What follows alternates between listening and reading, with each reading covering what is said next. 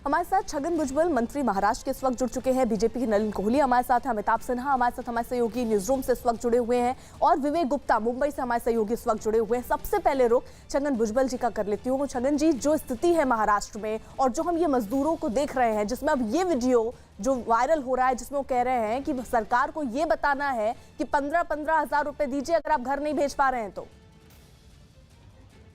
देखिए, ये बिल्कुल साफ है कि ये कोई इसके पीछे कोई बिल्कुल कुछ न कुछ साजिश जरूर है, क्योंकि जिस हालत से देश गुजर रहा है, महाराष्ट्र गुजर रहा है, दुनिया गुजर रही है, उस हालात को देखकर हम किसी भी तरह अपनी जान बचाए और कहीं ना कहीं तो भी हमको रहने के लिए ठिकाना मिले। थोड़े दिन की बात है, अगर ये कोरोना कम हो जाता है तो अपने अपने गांव चले जा सकते हैं, काम पर जा सकते हैं, मगर ऐसे जब कि सब लोग जो बड़े दुविधा में है और ऐसे समय पर जो है कुछ गलत जो है गलतफहमियां जो है फैला देना, कहना कि जो है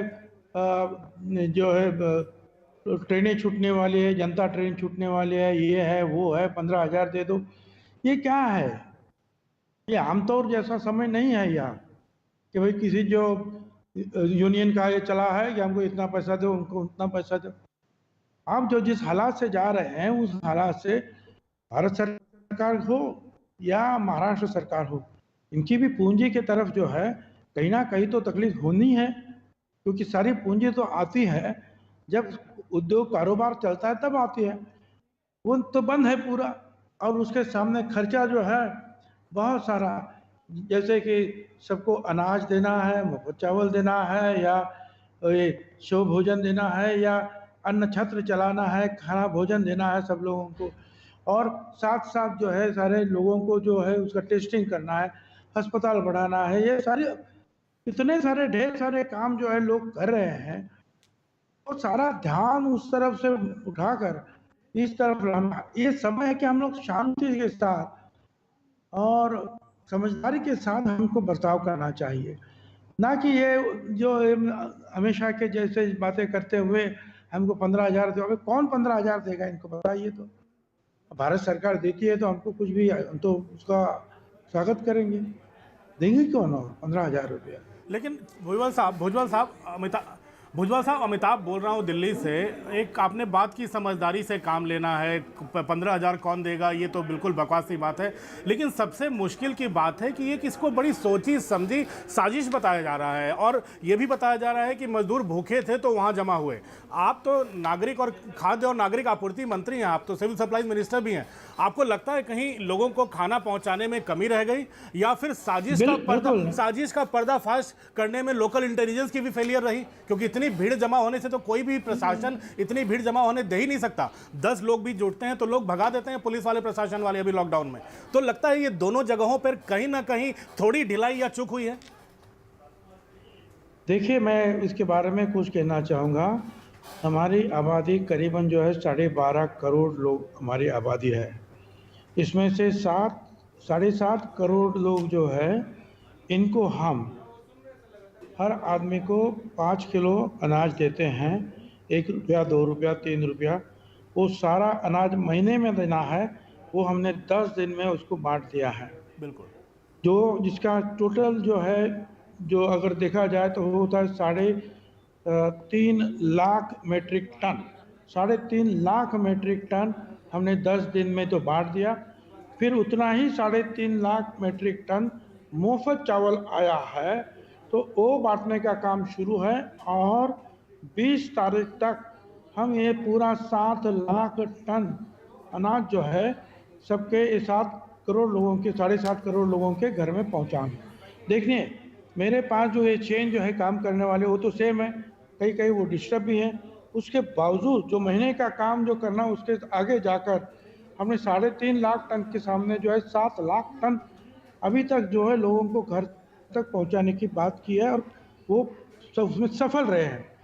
फिर इसमें से और हम जो 3 करोड़ लोग जो है उनको महाराष्ट्र सरकार अनाज खरीदेगी, और वो जो खरीद कर जो है ये 3 करोड़ लोगों को 22 तारीख के बाद जो है हम उसका बांटना शुरू कर देंगे। चलो भुजबल साहब, ये मतलब जो आपने- है, नहीं सुनिए सुनिए, अभी तो सुनिए ना, अभी तो 10.5 करोड़ हो गए, अब बचे हैं 2 करोड़। 2 करोड़ में से हम समझ सकते हैं कि 1 करोड़ लोग जो है वो गवर्नमेंट सर्वेंट है, अच्छे खासे जो है, उनको तकलीफ नहीं, पर फिर भी 1 करोड़ लोग ऐसे रहते हैं जिनके पास कोई भी रेशन कार्ड नहीं है, कोई भी कुछ भी नहीं है, और हमारे पास जो आता है आखिर वो भारत सरकार देता है, वो बांटने का काम हम करते हैं। और जैसे कहा कि बीच में 3 करोड़ लोगों के पास कार्ड है मगर नहीं मिलता है केसरी कार्ड, तो उनको बीपीएल के जो है, एपीएल के, तो उनको भी हम खरीद कर दे रहे हैं। हमने जो है रामविलास पासवान साहब को भी कहा कि आपने जो अच्छा काम किया है, क्योंकि मुफ्त चावल वगैरह दिया है, हम चाहेंगे अभी हमारे 2 करोड़ की आबादी में 1 करोड़ लोग समझो, इनके लिए कुछ ना कुछ करना जरूरी है, कोई भी तो प्रोग्राम आपको लाना चाहिए। चलो भुजबल अब साहब, हमारी तरफ से जो है, हम यहाँ शिव भोजन थाली का जो है बंटवारा कर रहे हैं, 5 रुपये हमें थाली दे रहे हैं, और अन्न छत्र जो चला रहे हैं, इसमें करीबन 6 लाख लोग रोज खाना खा रहे हैं, रहने का उनका प्रबंध किया है। भुजबल साहब, मैं और एक जहाँ मिनट भी रोकना कोई चाहूंगा। मांगेगा तो करेंगे। हाँ, बोलिए। मैं बीजेपी के राष्ट्रीय प्रवक्ता हैं नलिन कोहली, मैं छोटा सा सवाल उनसे पूछता हूं, फिर वापस आऊंगा आपके पास। नलिन, इन्होंने कहा कि पर्याप्त मात्रा में लोगों तक खाना पहुंचाया जा रहा है, पर्याप्त मात्रा में जो भी भूखे हैं, जिनके पास राशन कार्ड नहीं है, खाना पहुंचा रही है महाराष्ट्र सरकार, लेकिन फिर भी जो भीड़ जुटी उनको कहा गया उनके पास राशन नहीं है। आज एक वीडियो आता है, उसमें कहता है कि आप मांग करो, 15-15 हज़ार रुपये हैं, नहीं है, मांगो आप लोगों से, क्योंकि आपके पास पैसे नहीं है खाने के लिए। तो ये तमाम चीज़ें हैं जो बताती हैं साजिश भी है और कहीं ना कहीं कोई मुश्किल थी। क्या केंद्र सरकार ने इससे कोई सबक सीखा है कि बाकी राज्यों के लिए और सख्ती से इसको निपटारा करने के लिए बोला जाए, या फिर आप भी मानते हैं ये बहुत बड़ी साजिश थी महाराष्ट्र में लॉकडाउन को उखाड़ फेंकने की? छगन भुजबल जी न केवल मंत्री हैं, पर महाराष्ट्र के बहुत एक वरिष्ठ नेता हैं और वह अपने एनसीपी से जुड़े हुए हैं। उन्होंने जो बात कही है वो स्पष्ट रूप से कही।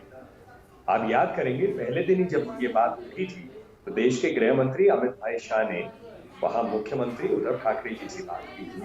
राज्य सरकार ने भी तुरंत कदम उठाने शुरू किए, क्योंकि ये जो है मानवता की एक लड़ाई चल रही है, और जो भी इस लड़ाई में किसी भी रूप से साजिश करता है या कोई गलत काम करता है, वो मानवता के खिलाफ तो काम कर ही रहे हैं, साथ ही साथ वो एक भारत के खिलाफ भी एक युद्ध की या एक किस्म से लड़ाई लड़ रहे हैं। बहुत गलत है। आप तबलीगी जमात की बात याद करिए, दिल्ली में 1200 केस में 1100 है। अब भुजबल जी ने कहा वहां स्टेट ने ऑलरेडी एक्शन किया, मुख्यमंत्री बोले देश की एक सरकार मोदी जी की हर राज्य के साथ काम कर रही है, सबको मिलके इससे निकलना है। लेकिन इसमें महत्वपूर्ण चीज है, जिस व्यक्ति ने और पूरी कड़ी जो इस पूरे काम में लगी हुई थी, भड़काने की, साजिश रचने में और इस प्रकार से भीड़ जताने में, क्योंकि ये भीड़ जो है लॉकडाउन को खींच सकता है।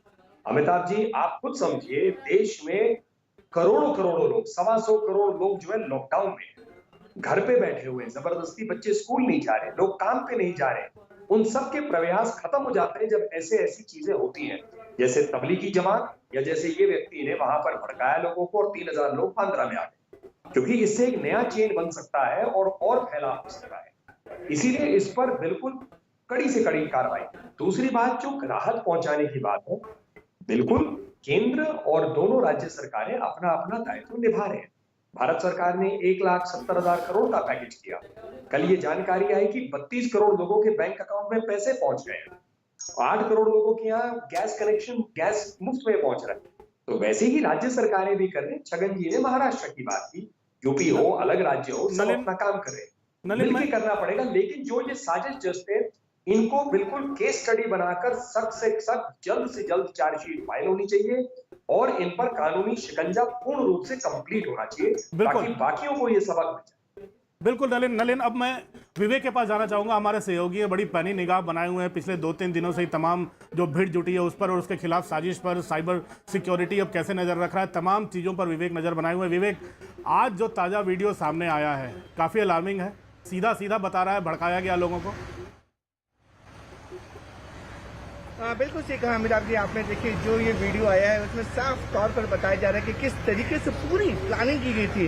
बाकायदा एक समय सीमा तय की गई थी और जगह लोकेशन तय की थी और सबको बोला गया था कि शाम के 4 बजे मुंबई के बैंड्रा वेस्ट जो बस डिपो है वहाँ पे सबको तय समय पर इकट्ठा होना है।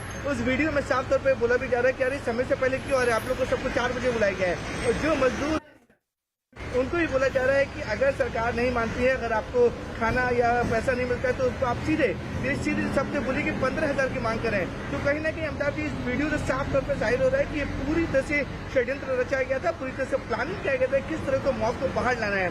यही वजह कि देखिए अगर मैं दूसरी तस्वीर आपको दिखाना चाहूंगा कि मुंबई पुलिस के जितने भी आला अधिकारी हैं वो अब धीरे धीरे मुंबई के बैंड्रा वेस्ट पुलिस स्टेशन में पहुंच रहे हैं। और आपको बताना चाहेंगे कि अभी कुछ देर पहले ही यहाँ पे जो कल 3 आरोपी इनको गिरफ्तार किया गया था उन्हें एक अलग अलग केबिन में ले जाकर पूछताछ की जा रही है। सभी आला अधिकारी अकेले पूछताछ कर रहे हैं सभी आरोपियों से कि आखिरकार ये पूरी कॉन्स्पिरेसी रची कैसे गई थी।